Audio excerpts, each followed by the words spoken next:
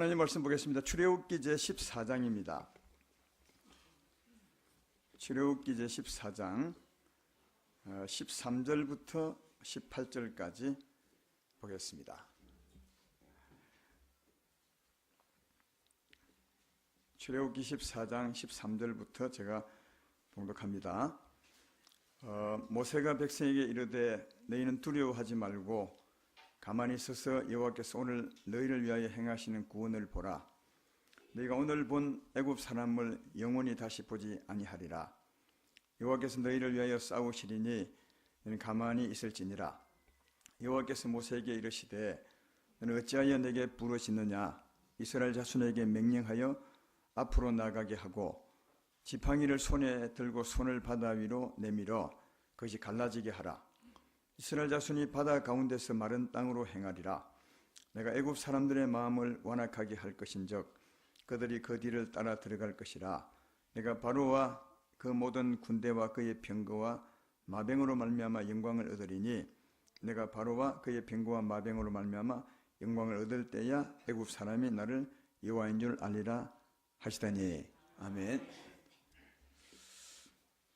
오늘은 제목이 좀 특이하죠. 너희는 바다 가운데로 행하라, 이런 제목으로, 홍해의 바다 가운데로 행하라, 이런 제목으로 말씀을 생각하겠습니다. 아직도 우리 삶에 어려움이 많은 분들 있죠. 설명할 수 없는 어려움들이 내 자신에게, 우리 자녀에게, 가정에게 있을 수 있습니다. 왜 그런가 하는 이유를 잘 이해하시고 오늘 말씀을 잘 들으셔서 참 자유하고 승리했으면 좋겠다, 이런 생각이 듭니다. 오늘 말씀은 이런 내용이죠. 이스라엘 백성들이 애굽 땅에서 나와서 3일쯤 되던 때에 하나님 인도를 따라 이들은 광야 끝 홍해 바다 앞에 도달했습니다. 그때 바로와 그 군사들, 애굽 사람들이 다시 장비를 가지고 따라왔는데 그때 하나님이 바로에게, 아니 모세에게 한 말입니다. 너는 손을 내밀어 이 앞에 있는 바다를 갈라지게 하라. 그리고 갈라진 바다 속으로 너희가 다 들어가라. 그러면 내가 애굽 사람들 하여금 따라 들어가게 할 것이다. 그리고 너희는 바다 건너 저편으로 가고 애굽 사람들이 바다 가운데 있을 때 내가 다 멸망시켜 버릴 것이다. 그래서 내가 그들로 말미암아 영광을 받게 될 것이며 너희는 다시는 애굽 사람을 보지 못할 것이다. 그렇게 이제 말씀했던 내용이 오늘 본문의 말씀입니다. 저는 그 당시에 애굽 사람들에게 있어서 가장 좋은 말씀이 이 말씀 아니겠나. 가장 소망 있는 말씀, 아마 자기 생애의 최고의 말씀이 이 말씀 같다는 생각이 듭니다. 세상에서 이보다 더 좋은 말씀이 아마 없었을 것이라 생각이 드는데 성경은 다 오늘 우리에 대한 말씀입니다. 그래서 이 당시에 애굽 사람들이, 아니 이스라엘 백성들이 세상에 이보다 더 좋은 말씀이 없었던 것처럼 오늘 여러분들에게도 이보다 더 좋은 말씀이 없는 최고의 말씀이 되어서 참 자유와 참 평안을 누렸으면 좋겠다, 그런 생각이 듭니다. 그런 예배, 그런 여러분 되기를 주의 이름으로 축원합니다. 왜 이 말씀이 이스라엘 백성에게 최고의 말씀이 되었냐 하면 이스라엘 백성들은 오늘 이 일 있기 전에 그 조상 때부터 한 400년 동안 애굽 땅에 살았습니다. 종살이 했습니다. 처음에는 조금 어렵지 않게 살았지만, 처음에는 그 조상들 덕분에 좀 편안하게 살았지만 갈수록 세월이 지나갈수록 굉장한 어려움을 당했습니다. 바로와 그 군사들 때문에. 바로와 군사들이 아주 심한 노역을 시켰습니다. 그래서 얼마나 힘이 들었으면 그 심한 노역으로 말미암아 나오는 탄식 소리가 하늘에 들릴 만큼, 기도가 아니라 그 탄식 소리가 사무쳐서 하늘에 들릴 만큼 그렇게 고생을 했습니다. 출애굽기 2장 23절로 25절에 그런 말씀이 있습니다. 여러 해 후에 애굽 왕은 죽었고 이스라엘 자손은 고된 노동으로 말미암아 탄식하며 부르짖으니 그 고된 노동으로 말미암아 부르짖는 소리가 하나님께 상달된지라. 하나님이 그들의 고통 소리를 들으시고 하나님이 아브라함과 이삭과 야곱에게 세운 그 언약을 기억하사 하나님이 이스라엘 자손을 돌보셨고 하나님 그들을 기억하셨더라. 너무 힘들어서 그들의 고통과 괴로움의 소리가 하늘에 상달되었고 하나님이 그걸 들으시고 오랜 전에 400년 전에 아브라함에게 약속한 말씀을 기억합니다. 내가 이 백성을 여기서 건져내어 다시 가나안 땅으로 가게 하려고 내가 했지. 이 말씀을 기억하고 하나님이 전에 약속한 대로 누구를 보냈냐? 모세를 이제 보내서 그 백성들을 건져내리고 하는 말씀이 이 출애굽기 말씀입니다. 여기서 우리가 꼭 알 것은 이스라엘 백성들이 조상 때부터 400년 동안 애굽에 살 때 그들을 괴롭게 한 것은 누구냐 하면 바로가 군사들이었습니다. 다른 누가 그들을 괴롭히지 않았습니다. 바로와 그 군사들이 삶의 감독자가 되어서 그들을 괴롭혔다 하는 겁니다. 이 말씀이 우리에게 참 중요한 것은 오늘날 우리들이 세상에 살 때, 이 세상에 살 때 우리를 괴롭히는 것은 다른 누가 아닙니다. 바로와 그 군사들입니다. 다시 말하면 바로와 군사들이 의미하는 그 존재들이 우리를 괴롭힙니다. 그러면 바로와 군사들이 의미하는 의미가 뭐냐? 하나님이 우리를 구원하신 구원을 보면 이 바로와 군사들이 누군지를 알 수 있습니다.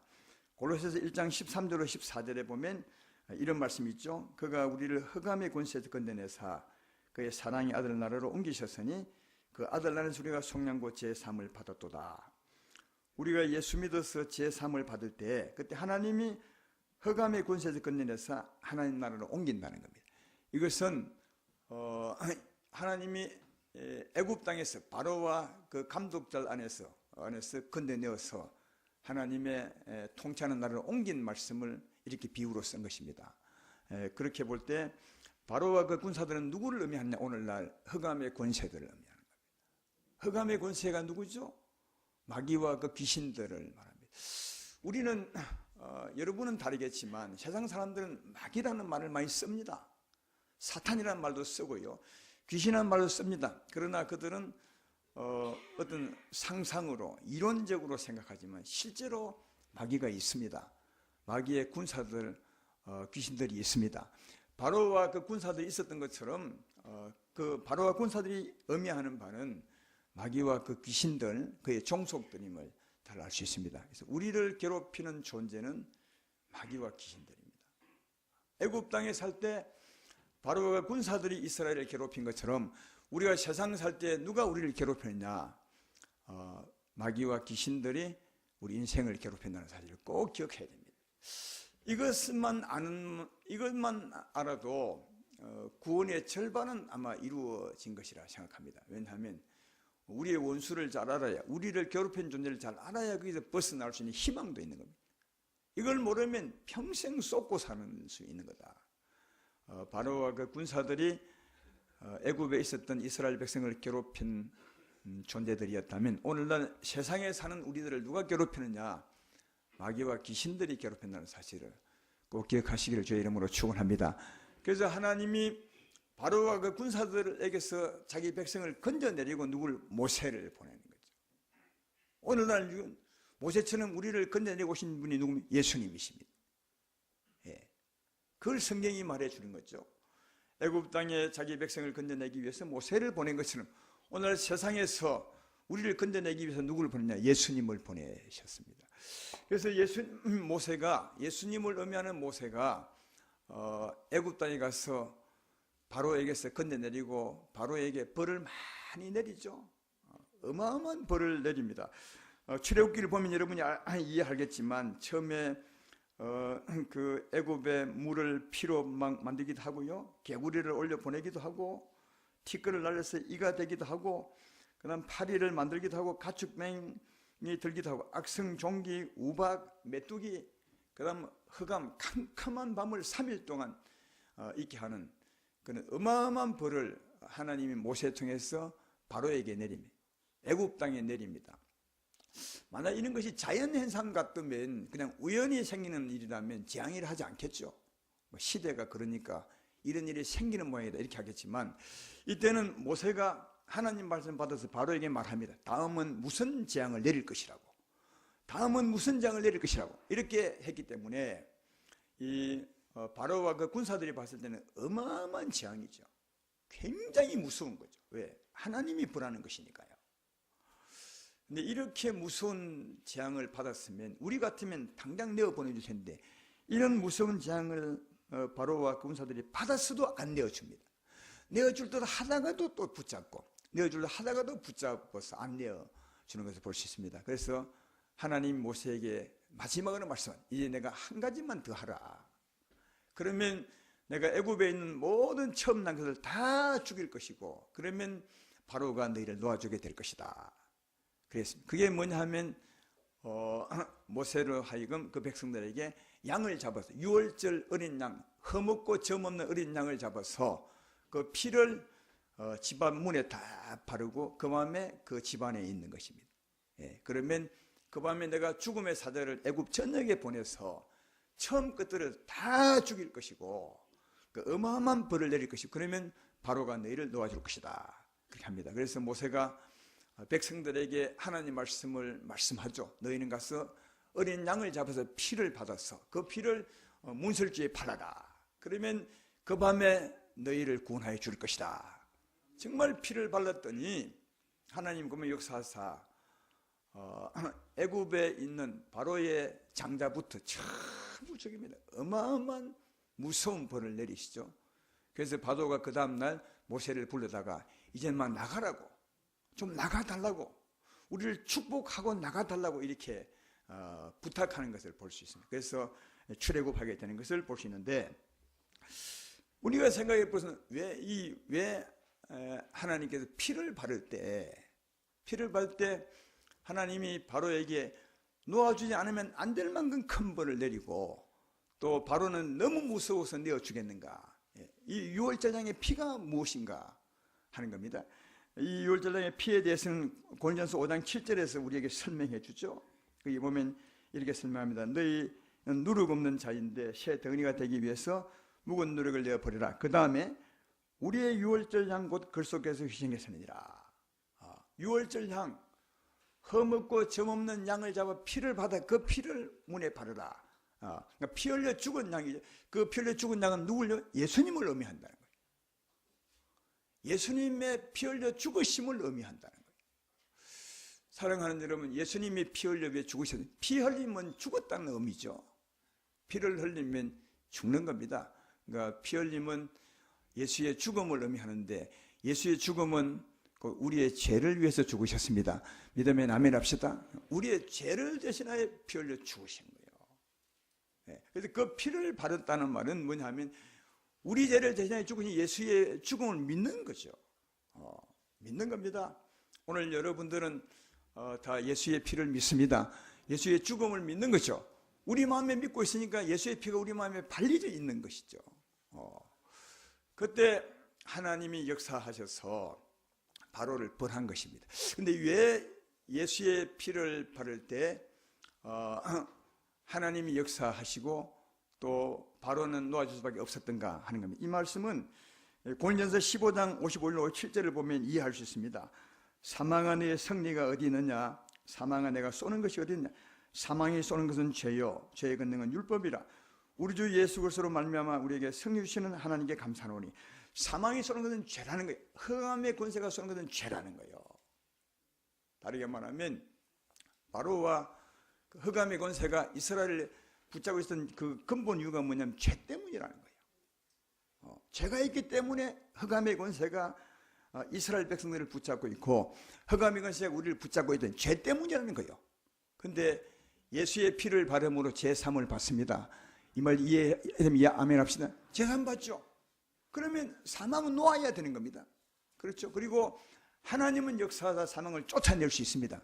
예수의 피를 바를 때 우리는 죄에서 벗어나게 되고 죄에서 벗어나게 되면 사망이 쏘는 것은 죄인데 죄가 없어졌으니까 사망은 떠나가야 됩니다. 또 하나님도 역사하사 사망을 쫓아낼 수 있는 겁니다.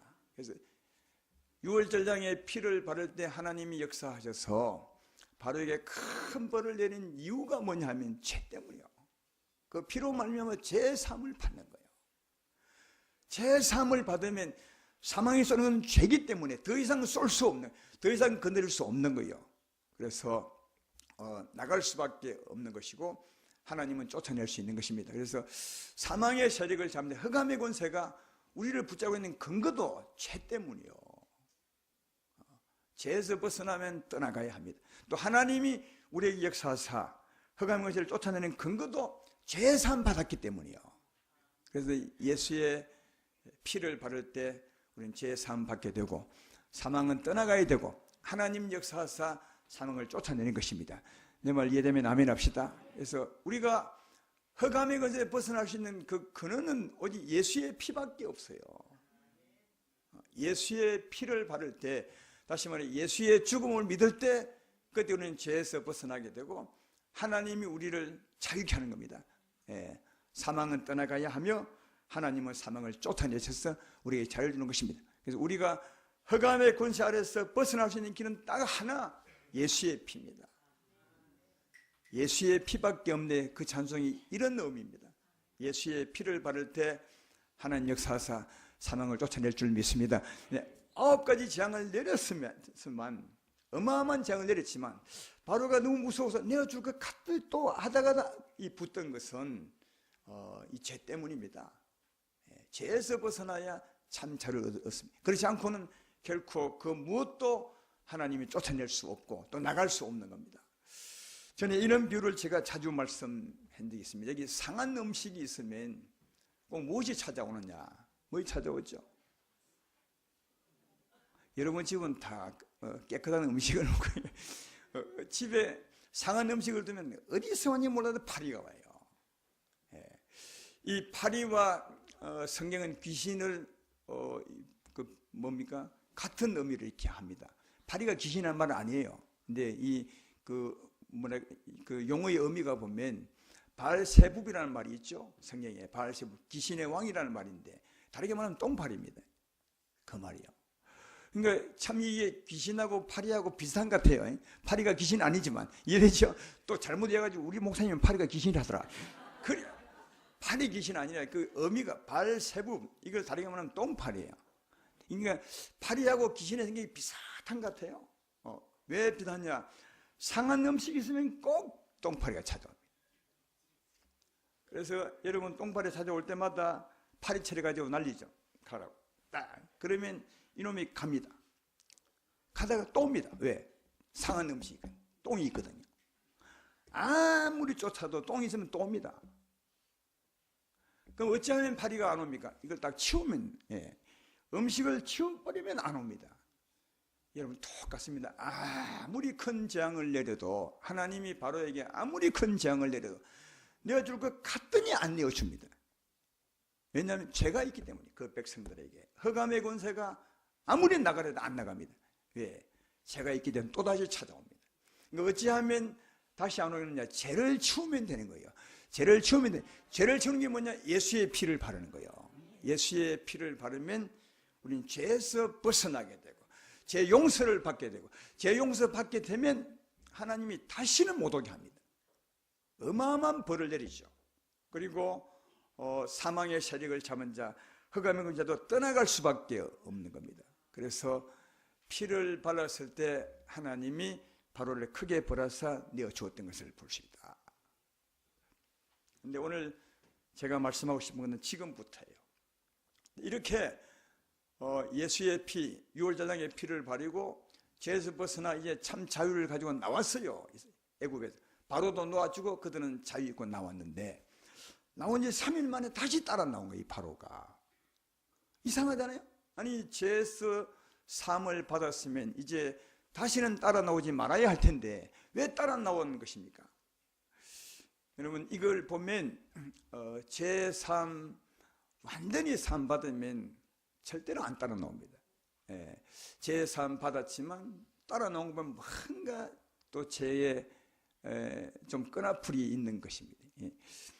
똥파리를 쫓지만 그러나 조금 내 몸에 똥이 묻어있으면 또 똥파리 찾아올 것처럼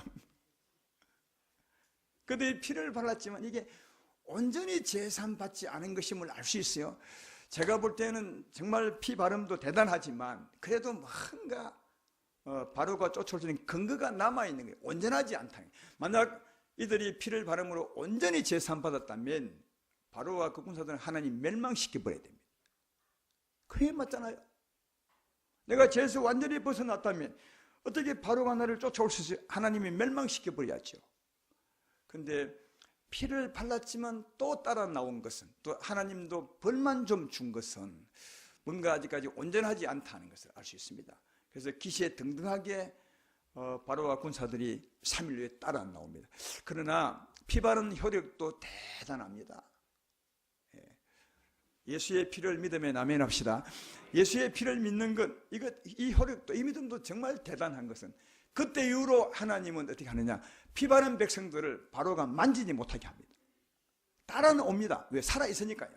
위협은 주지만, 따라와서 급선 주지만, 주위에서 위협은 하지만 절대로 건드리지 못합니다. 왜요? 그들이 피를 발랐기 때문이요.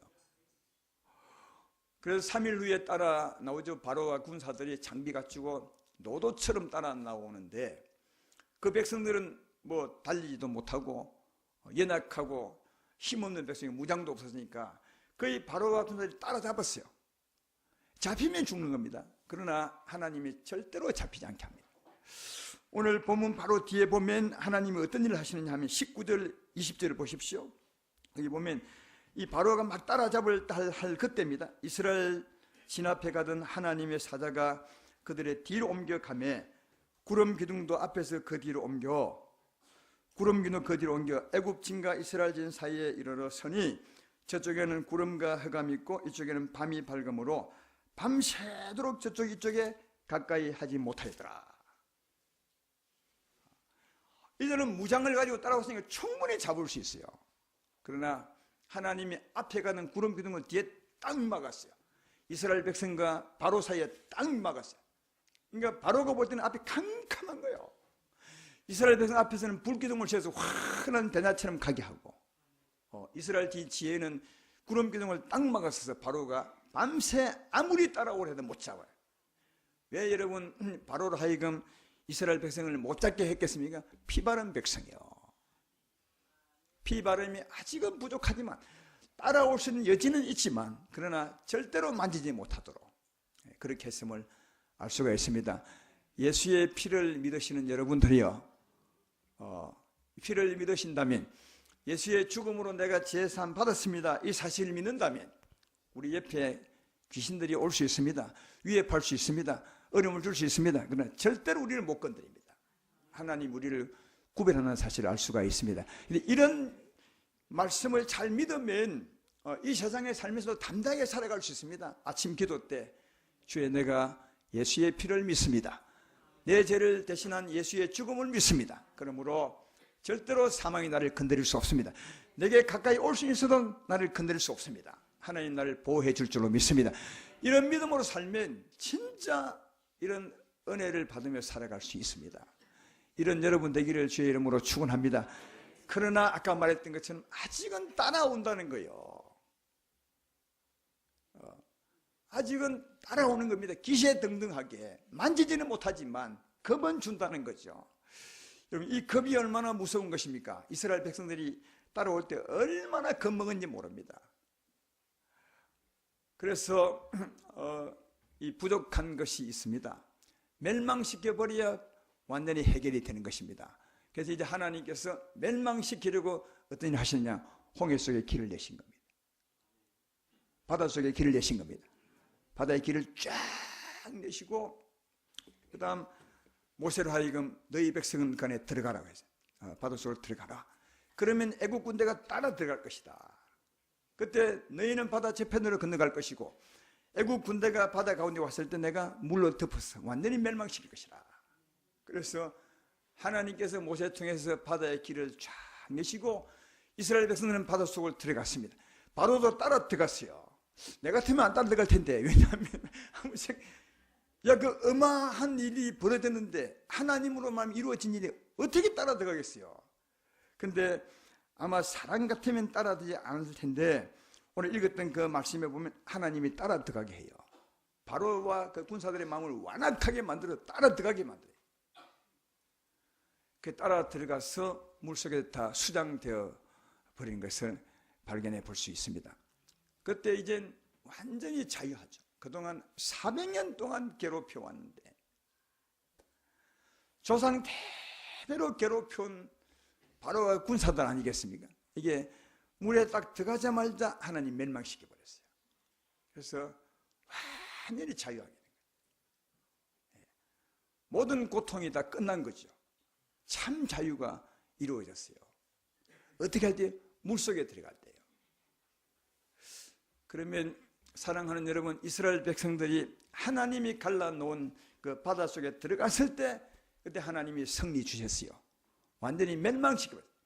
그동안 어려움을 주었던, 고통을 주었던 마귀와 그 귀신들을 완전히 멸망시켜버렸어요. 참 자유를 주는데 홍해에서 들어가는 의미가 뭐냐는 거예요. 오늘 제목도 바닷속으로 들어가라. 바닷속으로 들어가는 것이 우리 승리의 일입니다. 일인데 바닷속으로 들어가는 것이 뭐냐? 이것도 성경에서 설명하고 있어요. 자, 고린도서 10장 1절 2절에 보면 바닷속으로 들어가는 의미가 무엇인지를 말해주고 있습니다. 형제들아, 나는 너희가 알지 못하기를 원하지 아니하노니 우리 조상들이 다 구름 아래에 있고 바다 가운데로 지나며 모세에 속하여 다 구름 가운데 세례를 받고, 구름 아래에 있고 바다 가운데로, 여기 바다는 홍해 바닷가입니다. 여기 구름은 뭐죠? 구름은 하나님의 영광이에요. 하나님 앞에서 바다 가운데로 지나간 것은 뭐라고요? 세례라는 거예요. 오늘날 세례가 이 의미라는 거예요. 그러면 하나님의 세례, 하나님 앞에서 바다를 지나가는 것이니까 하나님의 세례, 진짜 세례의 의미가 뭐냐? 오늘 세례 받는 분도 얘기는데 그 세례의 의미는 로마서 6장 3절로 4절에 잘 설명하죠. 이렇게 되어 있습니다. 무릇 그리스도 예수 합하여 세례 받은 우리는 그의 죽으심 값에 세례 받은 줄 알지 못하느냐? 그러므로 그의 죽으심 값에 세례 받음으로 그와 함께 장사되었나니, 이게 세례라는 거예요.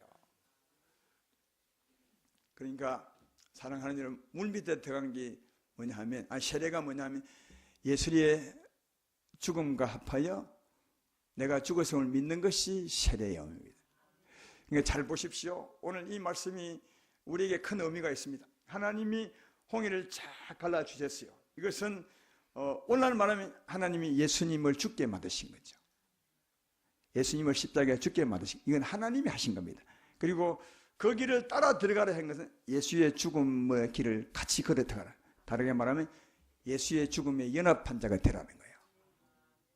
예수님이 우리 위해 죽으셨습니다. 그러므로 예수의 죽음으로 말미암아 내가 죽었음을 믿으라는 거예요. 이게 세례의 의미입니다. 그러니까 하나님의 세례의 의미죠. 이 말씀이 잘 연결이 안 되나요? 우리가 세례 받을 때 나중에 바르겠지만 물을 머리 위에 얹이죠. 그 얹는 이유가 뭐냐면 물을 머리에 하면 내 전체가 물 밑에 쑥 들어갔다는 말이에요. 그럼 어떻게 되겠어요? 죽는 겁니다. 여기 홍해 바다에 길을 내시고 하나님 그 밑에 들어가라는 말은 죽는다는 말이에요. 근데 하나님의 세례니까 누구와 함께 죽는 겁니까? 예수의 죽음과 함께 죽는다는 거예요. 사랑하는 여러분, 예수님은 우리의 죄짐을 짊어지고 십자가에 죽으셨습니다. 우리 대신 죽으셨으니까 사실은 그의 죽음은 죽음으로 말미암아 내가 죽은 것을 믿는 겁니다. 예수의 죽으심으로 말미암아 이 죄의 몸이 죽었음을 믿는 것입니다. 예수의 죽음과 함께 내가 죽었음을 믿는 게 이게 세례입니다. 세례의 의미다. 근데 오늘 하나님께서 홍해 바다를 가르시고 그걸로 들어가라 했습니다. 그리고 홍해 바다를 가른 것은 이 오늘 세례의 의미를 당겨보면 예수님을 죽게 하신 것이죠. 그리고 그 속을 들어가라는 말은 예수의 죽음의 길을 따라가라는 말씀입니다. 다르게 말하면 예수의 죽음에 연합한 자가 되라. 예수의 죽음으로 내가 죽었음을 믿어라. 이게 홍해 바닷속으로 들어가는 의미요. 그때 하나님 어떻게 하셨다고요? 따라 들어온 모든 사망의 세력을 다 멸해 버리셨다고 그렇게 말합니다. 근데 이렇게 예수의 죽음에 연합한 믿음을 가질 때 의미가 있는 것은 로마 6장 6절로 7절에서 잘 설명합니다. 이렇게 말합니다. 우리가 알거니와 우리 옛사람이 예수와 함께 십자가에 못 박힌 것은 죄의 몸이 죽어 다시는 우리가 죄에게 종로로 타지 아니할 함이니 이는 죽은 자가 죄에서 벗어나 의롭다심을 얻었음이니라. 진짜 죄 사함 받는 것이 뭐냐 하는 거예요. 여기 나와 있죠. 우리 옛 사람이 예수와 함께 십자가에 못 박힌 것은 우리 죄의 몸이 죽어 다시는 우리가 죄에게 종노릇 하지 아니하미니 이는 죽은 자가 죄에서 벗어나 의롭다함을 얻습니다. 여기 죽은 자는 우리 죄의 몸이요. 그러니까 우리가 정말 온전히 죄 사함 받는 길은 예수의 죽음으로 말미암아 내 죄의 몸이 죽었음을 믿을 때 그때 내가 죄에서 벗어나 의롭다함을 받는다는 것입니다. 이해되십니까? 예수의 죽음은 이미 오랜전에 죽으셨어요. 우리의 죄짐을 지며 죽으셨어요. 그런데 우리가 언제 죄 사함을 받을 수 있습니까? 예수의 죽음으로 내 죄의 몸이 죽었음을 믿을 때 예수의 죽음에 내가 내 죄의 몸이 죽었음을 연합할 때 예수의 죽음에 연합할 때 그때 죄에서 벗어나 의롭다함을 받는다고 성경은 말하죠. 그러므로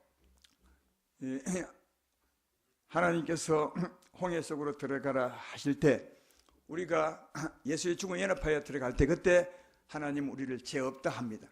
죄 없다 할 때 그때 죄 없음으로 하나님은 사망의 세력을 잡은 자를 온전히 멸하셔서 우리에게 참 자유를 준다는 사실을 알 수 있습니다. 아까 예수의 피를 바른다는 말은 예수께서 내 위하여 죽으셨습니다. 이런 믿음을 갖는 것이고요.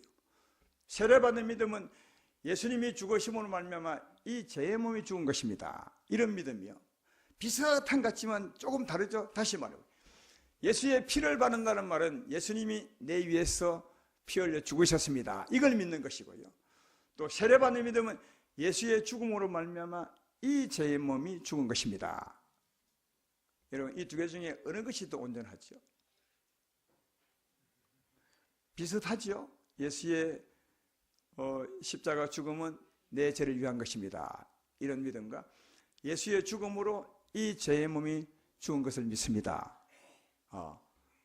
이 비슷하지만 어느 게 온전하죠? 뒤에 기도 온전합니다. 왜냐하면 죽은 자가 죄에서 벗어나 의롭다함을 얻기 때문에 그렇습니다. 이해되시죠? 그러니까 세례받는 믿음이 진짜 온전한 믿음이에요. 피 바른 믿음도 온전합니다. 내 죄를 대신하여 죽으셨습니다. 이 믿음도 대단하지만 더 온전한 것은 예수의 죽음으로 이 죄의 몸이 죽은 것을 믿을 때 그때 완전히 죄에서 벗어나 의롭다함을 받습니다. 이 믿음이 온전하다. 조금 차이가 있지만 굉장한 차이다.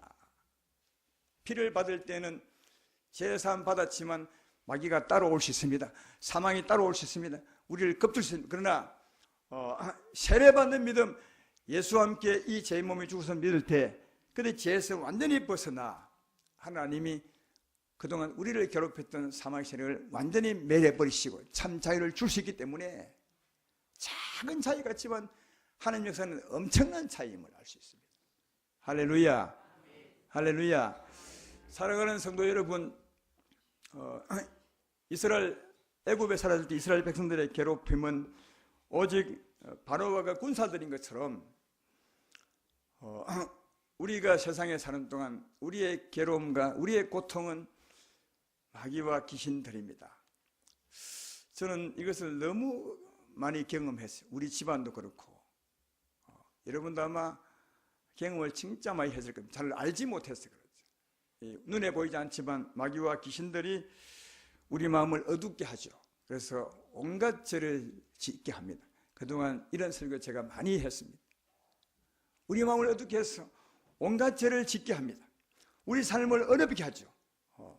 집안마다 싸우고 이혼하고 나누어지고 다투고 이게 다 사망의 짓들입니다. 우리 마음을 어둡게 한 어둠의 존재들입니다. 그것만 하는 것입니까? 병들게 하죠. 사고나게 하죠.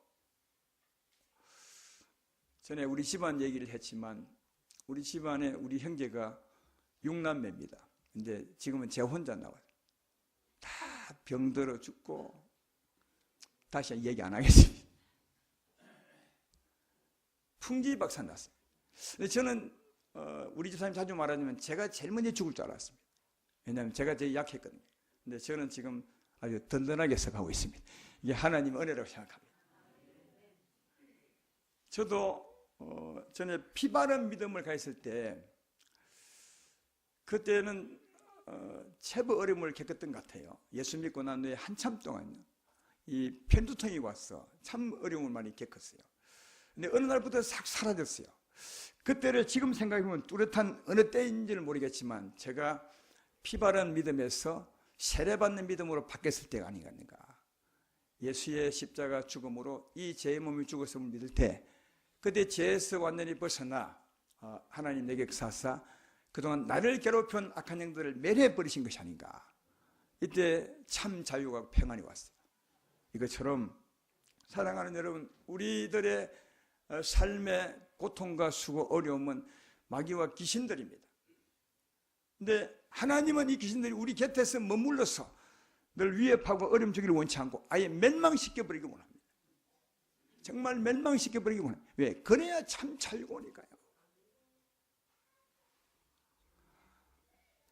우리도 예수 믿고 지금 살지만 여러분에게 어려움이 많이 있을 겁니다.